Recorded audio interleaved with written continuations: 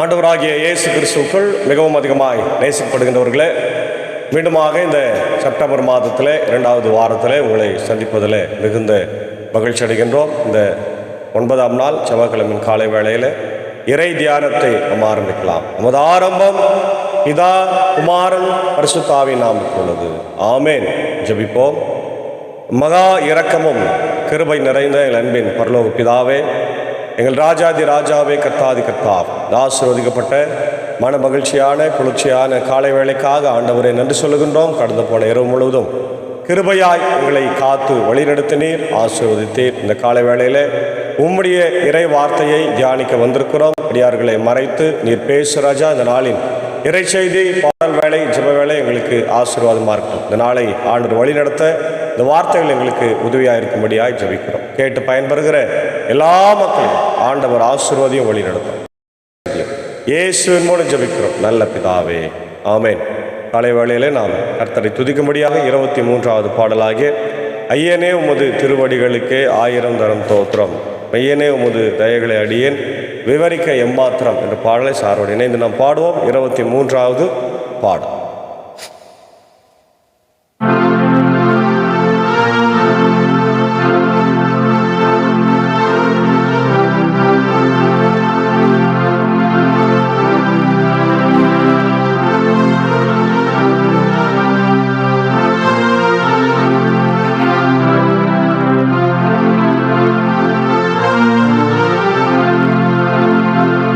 ஐயனே உமது திருவடிகளுக்கே 1000 தரம் தோத்திரம், மெய்யனே உமது தயைகளை அடியேன் விவரிக்க எம்மாத்திரம். கண்விழி போலே அடியனை காத்த கர்த்தனே நமஸ்காரம். மண்மிசையும் மால் அன்றி போச்சே வாழுமோயின் நேரம்.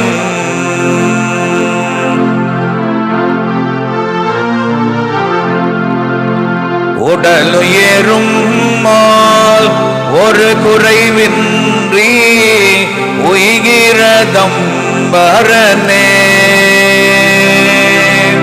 திடமுடனுமகே ஒப்புவிப்பேன் என்னை செப்பரும் அருள் கரனே.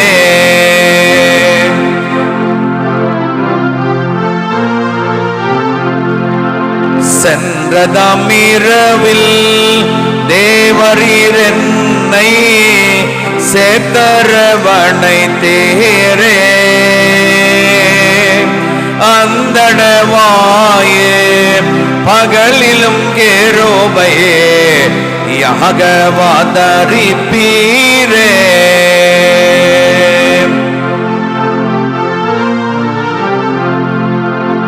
இருதயம் தன்னை நீர் புதியதையாக்கும், ஏழையை குணமாக்கும். கருணையாய் என்னை யுமதகமாக்கே கண்மமெல்லாம் போக்கும்.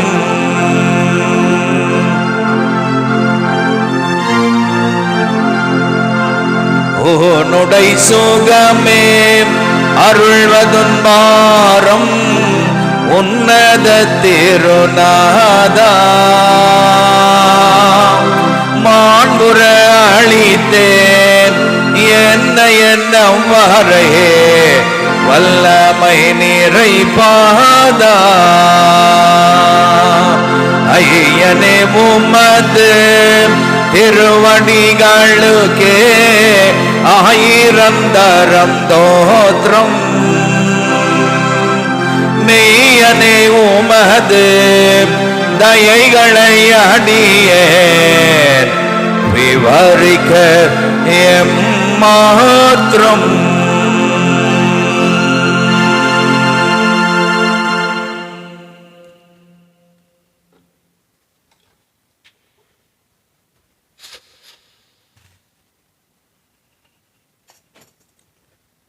ஆண்டவராகிய இயேசு கிறிஸ்துவுக்குள் மிகவும் அதிகமாய் நேசிக்கப்படுகின்றவர்களே, மீண்டுமாக உங்கள் யாவரையும் இறைமைந்தன் இயேசுவின் திருப்பெயரிலே இந்த காலை நேரத்தில் அன்போடு வாழ்த்தி வரவேற்கிறோம். இந்த நாளின் காலை நேரத்தில் நாம் தியானிக்கும்படியாக தெரிந்து கொண்ட கடவுளுடைய வார்த்தை அது எசேக்கியேலின் தீர்க்க தரிசன புத்தகம் 34ஆம் அதிகாரம் 1 முதல் 10 வசனங்களிலே இருக்கின்ற இறை வார்த்தைகள். எசேக்கியேல் 34 1 முதல் 10.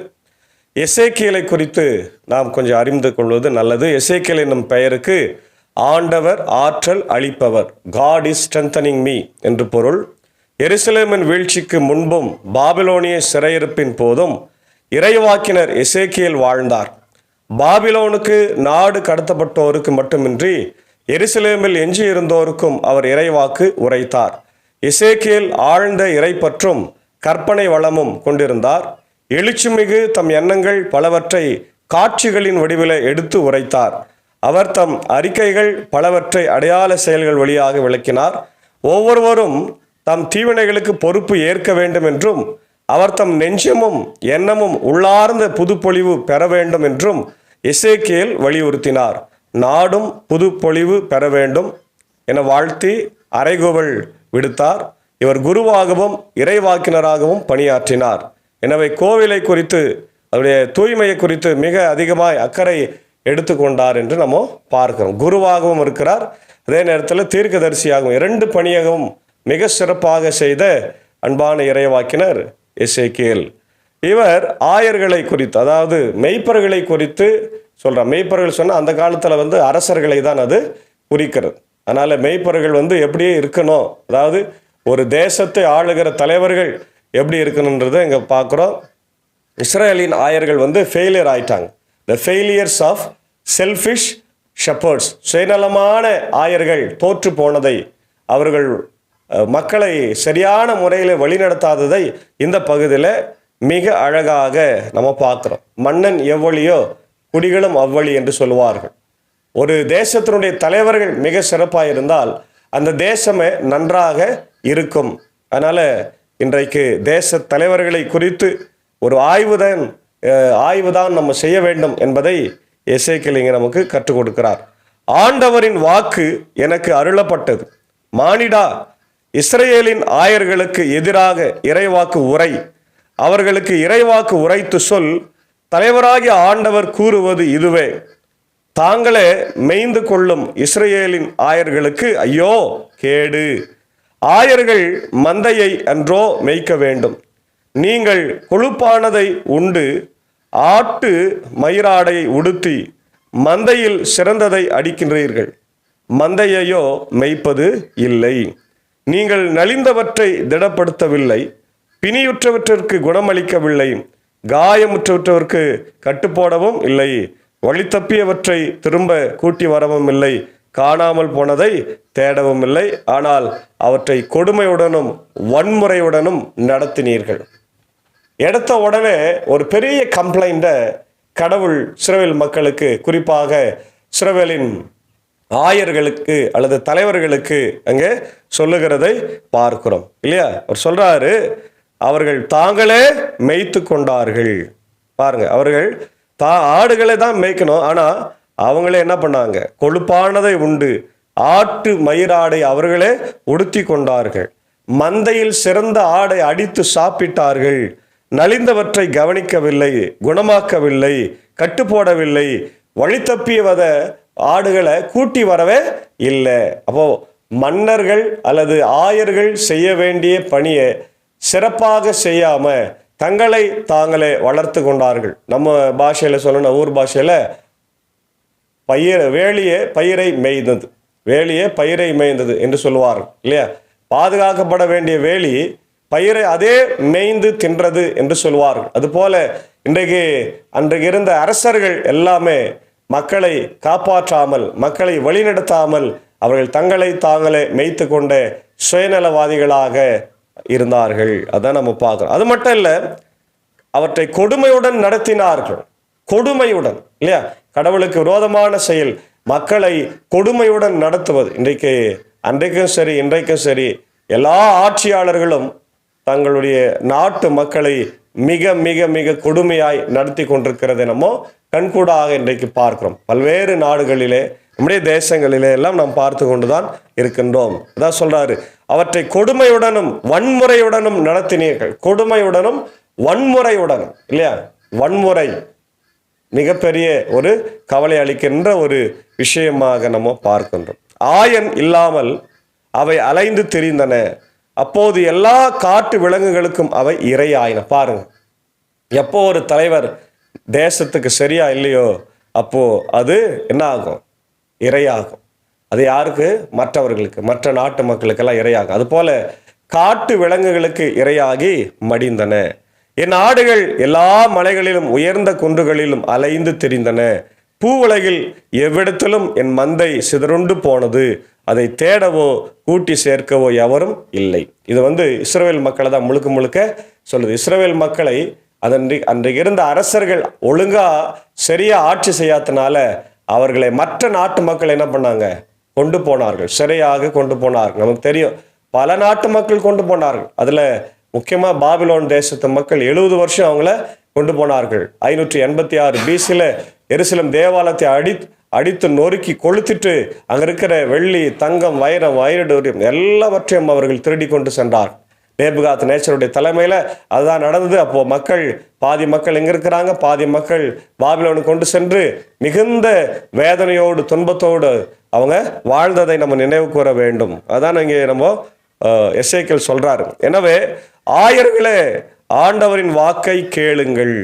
தலைவராகிய ஆண்டவர் கூறுவது இதுவே, என் மேல் ஆணை, என் மந்தை கொள்ளையிடப்பட்டது, எல்லா காட்டு விலங்குகளுக்கும் இரையானது. ஏனெனில் அதற்கு ஆயன் இல்லை.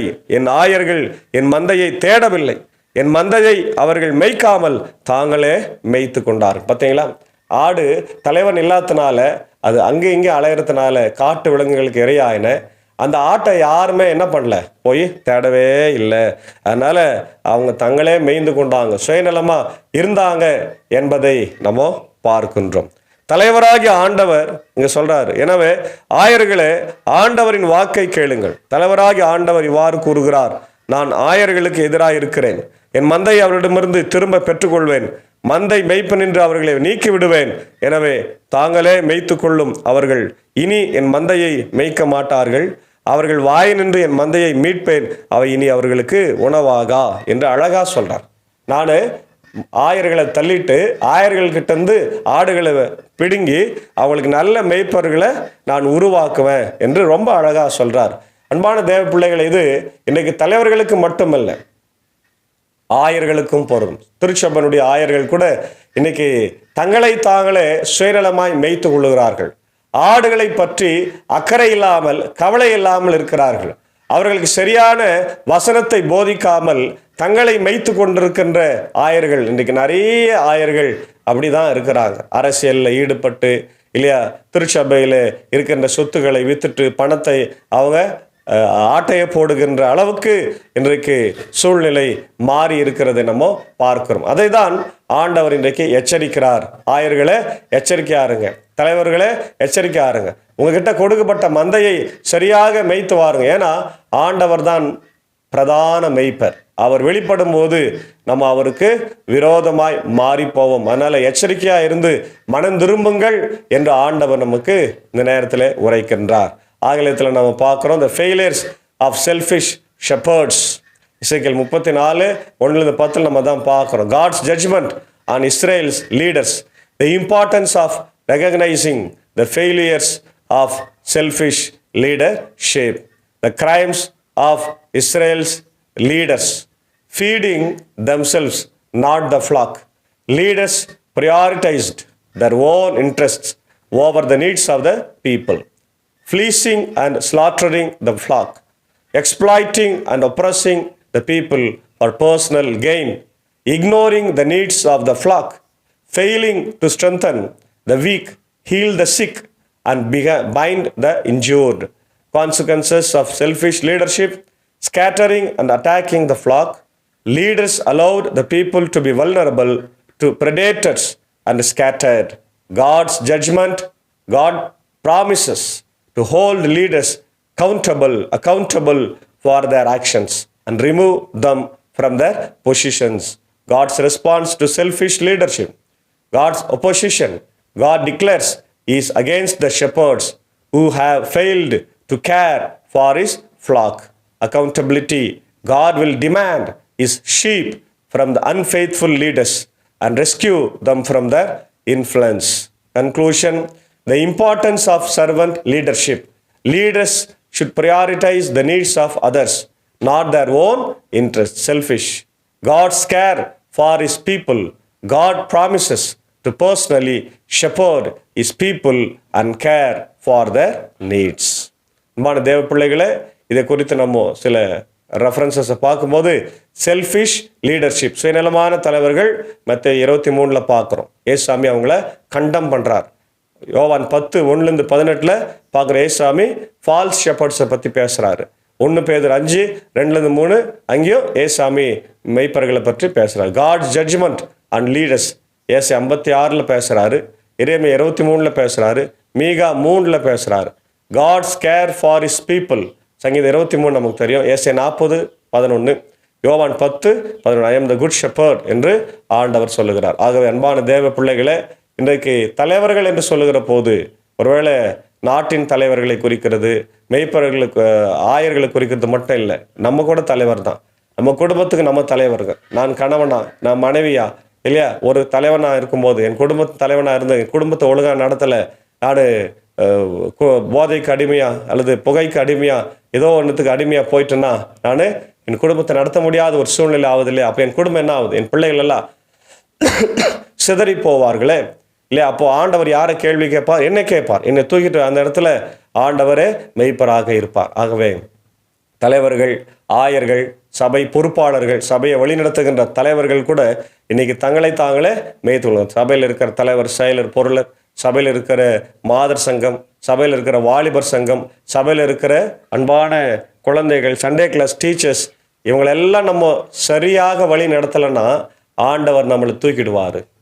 அந்த ஆடுகளுக்கு வேற ஒரு மெய்ப்பர்களை, தலைவர்களை உருவாக்கி தருவார். அது எவ்வளோ பெரிய அவமானம் இல்லையா? அதனால் தேவ பிள்ளைகளே, மனம் திரும்புங்கள், ஆண்டவர்கிட்ட வாருங்க. உங்களை அல்ல, மக்களை மேயுங்க, மக்களுக்காக வாழுங்க. அதுதான் ஆண்டவர் நமக்கு இந்த காலை நேரத்தில் வலியுறுத்துகிறார். ஆகவே இதை கேட்டுக்கொண்டிருக்கிற தலைவர்களே, கேட்டுக்கொண்டிருக்கிற ஆயர்களே, சபையின் பொறுப்பாளர்களே, நீங்கள் உணர்ந்து ஆண்டவருக்கு மீண்டுமாக உண்மையான ஊழியம் செய்ய தூய ஆவியானவர் இந்த நாளிலே நமக்கு உதவி செய்வாராக. ஆமேன். ஜெபிப்போம். துதிகளின் மதிலே மகிமையோடு வீட்டு இருக்கிற நல்ல ஆண்டவரே, கேட்ட வார்த்தைகளுக்கு ஸ்தோத்திரம். நல்ல ஆண்டவரே, மெய்ப்பர்களாக, தலைவர்களாக நாங்கள் நடந்து கொள்ள எங்களுக்கு உதவி தாரும். இந்த வார்த்தைகளை கேட்கின்ற அகில உலகத்தில் இருக்கிற எல்லா மக்களையும் ஆசீர்வதிங்க ஆண்டவர். எல்லா தலைவர்கள், குடும்ப தலைவர், குடும்ப தலைவி, திருச்சபையின் பொறுப்பாளர்கள், திருச்சபையின் ஆயர், என்னுடைய தேசத்தின் தலைவர்கள் எல்லாருக்கும் ஜெபிக்கும். குறிப்பாக இந்த நேரத்தில் இப்படி இந்த தேசத்தின் ஜனாதிபதி, பிரதமர், இப்படி முதலமைச்சர், கவர்னர், அனைத்து மாநிலத்தின் முதலமைச்சர்களுக்காக ஜெபிக்கிறோம். இப்படி திருச்சபையின் தலைவர்களுக்காக ஜெபிக்கிறோம். ஆண்டவரே, ILC 3 சபை சங்கங்கள், ஆயர்கள், இப்படி பொறுப்பாளர்கள், ஆண்டவரே, பள்ளிக்கூடங்கள், சிறப்பு பள்ளிக்கூடங்கள், மதஸ்தாபனத்தில் போட்டுப்பட்டது அது திறக்கும்படியாக ஜெபிக்கிறோம். கண்கடை எரல் கல்லூரி, ஆண்டவரே, பிரின்சிபல் மற்றும் எல்லா பொறுப்பாளர்களுக்காக ஜெபிக்கிறோம். கர்த்தாவை ஆசீர்வதிங்க, வழி நடத்துங்க, தேவையெல்லாம் சந்திங்க. உலக நாடுகளுக்காக, உலக தலைவர்களுக்காக ஜெபிக்கிறோம். ஆண்டவரே, இஸ்ரேலுடைய பிரதமர், ஆண்டவர் காசா போரை நிறுத்த அவருடைய மனசில் பேசுங்க. இவ்வளோ மக்கள் இறந்து கொண்டே இருக்கிறாங்க ராஜாவை நாங்கள் பார்க்குறோம். தினந்தோறும் மிகுந்த மன வேதனையோடு இருக்கிறோம். அதே போல் உக்ரைன் ரஷ்யா போர், புதின் கிட்ட பேசுங்க, ஜெலன்சி கிட்ட பேசுங்க ராஜா. இந்த தலைவர்களிடெல்லாம் பேசி சமாதானத்தை ஏற்படுத்துங்க. உலக நாடுகள் அமைதி, சமாதானம் இருக்கும்போது தான் நாட்டு மக்கள் சந்தோஷமாக இருப்பாங்க. அதை நீ செய்ய வேண்டும் என்று நான் ஜெபிக்கிறோம். இந்த நேரத்தில் ஆண்டவரே, இதோ என்னுடைய அன்புக்குரிய அன்பர் சாருக்காக, ஏஞ்சக்காவுக்காக, அன்பான பிள்ளைகள், தலைமுறைகளுக்காக, என்னுடைய அன்புக்குரிய சாகோ சார் டீச்சருக்கு, அடியனுக்கு குடும்பங்களை ஜெபிக்கிறோம். இந்த ஊழியத்தில் இருக்கிற போது எங்களை காத்திரணும். அடியன் பணியாற்றுகிற பாவனப்பள்ளி போத வட்டத்தை ஆசீர்வதிங்க. பாவன்பள்ளி, மின்னூர், வடகர, மேல்சனம், திருச்சபையில் குடும்பங்களை ஆசீர்வதிங்க. பலவீனமாக இருக்கிற மக்களை கண்ணோக்கி பார். குறிப்பாக இந்த நாளில் என்னுடைய வேலூர் கிறிஸ்து லுத்ரன் 100 ஆண்டு ஆண்டவர் லுத்ரன் திருச்சபையில், கர்த்தாவே, கத்தீட்ரல் திருச்சபையில் பொறுப்பாளர்களாக இருந்து திருச்சபையை ஸ்தாபித்து வழிநடத்திய என்னுடைய அன்புக்குரிய ஜீவரத்னம் ஐயா அவர்கள் நேற்று தினத்தில் காலமானார்கள். அவருக்கு வயது 93. அவர் இழந்து வாடுகிற என்னுடைய கிரேஸ் அம்மாவுக்காக, அவருடைய அன்பு பிள்ளைகள் ஆனந்தராஜ் அவர்களுக்காக, அன்பு மனைவி பிள்ளைகளுக்காக, ராபின் அவருடைய அன்பு மனைவி பிள்ளைகளுக்காக, ஆண்டவர் பிரவீன் அவர்களுக்காக, அவருடைய மனைவிக்காக, அவருடைய குடும்பத்திற்காக செல்வியினுடைய மனைவிக்காக நான் ஜெபிக்கிறோம். குடும்பங்களை கண்ணோக்கி பாருங்க. உலகம் தர முடியாத ஆறுதலை தேர்தலை நாளை தினத்தில் நடக்க போகின்ற அந்த அடக்க ஆராதனையில் இப்படி கிருபை தங்கியிருக்க வேண்டும் என்று கெஞ்சி கொண்டாடுகிறோம். குடும்பத்திற்கு ஆற்று பணியை நீர் தந்து ஆற்றை ஆண்டவரே சமாதானத்தை தார். இந்த நேரத்தில் பிறந்த நாளைக்கு நன்றி செலுத்துகிறேன். எங்களுடைய அன்புக்குரிய அண்ணன் எட்வர்ட் ஞானதாஸ், கர்நாடகா சர்க்கிளுடைய செக்ரட்டரி, அன்புக்குரிய அண்ணன் அவர்கள் என்னுடைய தந்தையினுடைய காலத்தில் ஒன்றாக ஊழியத்தில் இருந்தவர்கள். அவருடைய அன்பு மனைவி வீணா எட்வர்ட் அவர்களுக்காக நன்றி செலுத்துகிறோம். ஹோப் லுத்ரன் திருச்சபையினுடைய அன்பான ஆண்டவர் குடும்பத்தின் மக்களாக இருக்கிறாங்க. இவர்களுக்கு நீ தந்திருக்கிற பிள்ளை ஆண்டவரே, பிள்ளை கேர்லின் ஏஞ்சலின் அவர்களுக்காக ஜபிக்கிறோம். இந்த நாளில் தன்னுடைய பிறந்த நாளை கண்டு நன்றி செலுத்துகிற கேரல் ஆண்டவர் ஏஞ்சலின் அவர்களுக்காக ஜபிக்கிறோம். அவர்களை ஆசீர்வதிங்க. மகள் எந்த பணியில் இருந்தாலும் குடும்பமாக இருந்தாலும் கர்த்தர் ஆசீர்வதித்து தேவையெல்லாம் சந்திக்க வேண்டுமா ஜபிக்கிறோம். இந்த பிறந்த நாள் மிகப்பெரிய ஆசீர்வாதமாக இருக்கும். வார்த்தை சொல்லுகிறது, என்னாலே உன் ஆயுசு நாட்கள் பெருகும், உனக்கு ஜீவனை நான் கூட்டி தருவேன் என்று சொன்ன ஆண்டவர் இது போல என்றும் மகிழ்ச்சியோடு சமாதானத்தோடு ஆண்டவரே மகள் பிறந்த பல பிறந்த நாளை கண்டு நன்றி செலுத்த கர்த்தர் நீர் கிருபை தார். அன்பு தந்தை எட்வர்ட் தாஸ் ஞானதாஸ் ஐயாவுக்காக வீணா எட்வர்ட் அவர்களுக்காக ஜபிக்கிறோம். அவர்கள் பணியாற்றி கொண்டிருக்கிற ஆண்டவர் பெங்களூர் பகுதியை ஆசீர்வதிங்க. இந்த ஹோப் லுத்ரன் திருச்சபை ஆசீர்வதிங்க. இதோ அவருடைய அன்புக்குரிய தந்தை அருள் திரு காலன் சென்ற ஜெயக்குமார் ஐயர் அவர்கள் அந்த இடத்துல சிறப்பான ஊழியத்தை செய்ததை இந்த நேரத்தில் நினைவு கூர்ந்து நமக்கு நன்றி சொல்லுகிறோம். அதே போல ஆண்டவரே என்னுடைய பாஸ்டர் மில்லர் கெனடி ஐயா அவருடைய அன்பு மனைவி ஆண்டவர் எஸ்தர், ஆண்டவர் மேரி ஐரம்மாவுக்காக பாஸ்டர் அம்மாவுக்காக ஜபிக்கிறோம். இந்த பிறந்த நாளில் அவர்களே ஆசீர்வாதிங்க, வழிநடத்துங்க. உடைய ஊழியத்தில் இருக்கிற போது உடைய கிருபை பாஸ்டர் ஐயாவோடு பாஸ்டர் அம்மாவோடு தங்கியிருக்க வேண்டுமா ஜபிக்கிற இந்த பிறந்த நாள் அவர்களுக்கு ஆசீர்வாதமாக அன்பான பிள்ளைகளை கர்த்தர் ஆசீர்வதிங்க. அதே போல் இந்த நாளில் பிறந்த நாளை திருமண நாளை காணுகின்றவர்களே ஆசீர்வதிங்க. ஆண்டவர் நேற்று தினத்தில் திருமண நாளைக்கு நன்றி செலுத்தி அவருடைய அன்புக்குரிய அண்ணன் அருள் திரு கிளாட்சன் பிரேம்குமார் ஐயருக்காக, பிந்து கிளாட்சன் ஐரம்மாவுக்காக, தம்பி ஃபிளேவியஸ்க்காக குடும்பத்திற்காக ஜபிக்கிறோம். கர்த்தர் ஆசீர்வதிங்க, வழிநடத்துங்க, தேவையை சந்திங்க. அதே போல் ஆண்டவர் பிறந்த நாட்களை கண்டு நன்றி செலுத்திய ஒவ்வொருவருக்காக ஜபிக்கிறோம். தொடர்ந்து இந்த நாளிலே ஆண்டவருடைய பணிகள், பயணங்கள், ஆண்டவரை போக்குவரவுகள், எங்களுடைய ஊழியம் எல்லாவற்றையும் எங்களுக்கு ஆசீர்வதிக்கும். குறிப்பாக கடந்த சில நாட்களை கடுமையான வெயில் எங்களை தாக்குகிறது. இதிலிருந்து எங்களை காத்து ஆண்டவர் மழையை தர வேண்டுமா ஜபிக்கிறோம். நம்முடைய வானத்தின் பலகங்களை திறந்து எங்களுக்கு மழையை வருஷிக்க பண்ணும். என்னுடைய கால்நடைகள் ஆண்டவரை விவசாய பெருங்குடி மக்கள் எல்லாரும் செழிக்கும்படியாய் ஆண்டவர் எங்களுக்கு மழையை தர வேண்டுமா ஜபிக்கிறோம். கேட்டது குறைவு ராஜா, கேட்கும் அநேக இகபர நன்மைகளை எங்களுக்கு இந்த நாளிலே தந்து வழி நடத்தும். இறைமைந்தன் இயேசுவின் மூலம் ஜபிக்கிற நல்ல பிதாவே, ஆமேன். எல்லா வல்ல தந்தை மகன் தூயாவின் ஆசைகள் இந்த நாளிலே நம் அனைவரோடு கூட இருப்பதாக. ஆமேன். God bless you. கர்த்தருக்கு ஸ்தோத்திரம். Praise the Lord.